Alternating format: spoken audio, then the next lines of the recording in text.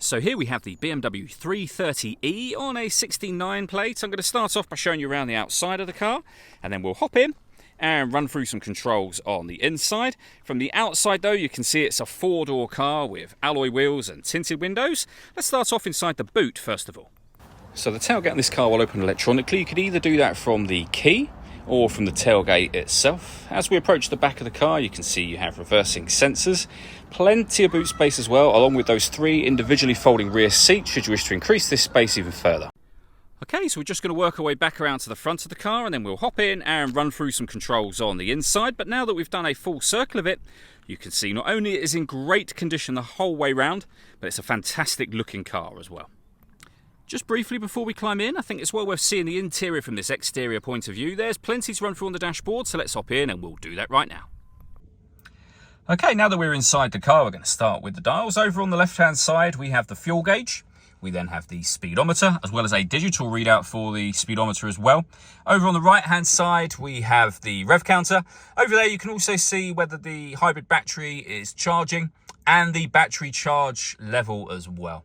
And in the center, displayed at the moment, we have the satellite navigation for the car. Although you can change that information should you wish to using controls on the steering wheel. On the left-hand side here, we have cruise control and speed limiter. And over on the right-hand side, stereo controls for the car. And behind the steering wheel, the minus and plus paddles so that you can change gear manually, both down or up, with those paddles should you wish to on this automatic gearbox. Over in the center, we then have the touchscreen for the car. So you can access, for example, your satellite navigation. You don't have to use it as a touchscreen. You can, if you wish to, use the iDrive system, which is essentially this dial and the collection of buttons that surround it up on here. So you can access your sat nav, for example. You can go directly into your map. You can go to your media.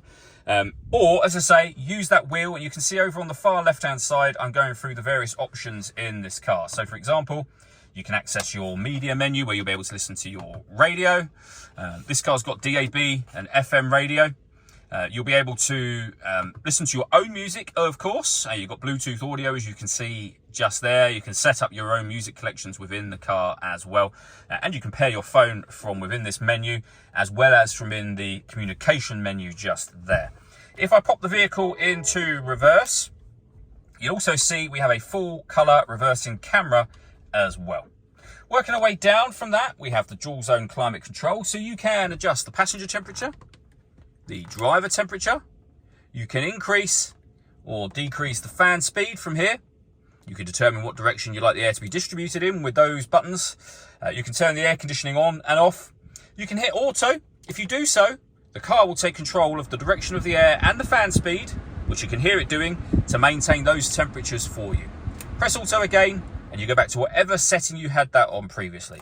We've got a heated driver and passenger seat. Both have 3 separate heat settings on each. And then below that, we have the main volume for the stereo just there. Certain radio presets that you can set. We can open up this storage section. We've got 2 cup holders, a 12-volt charging socket and wireless phone charging, as well as USB just there.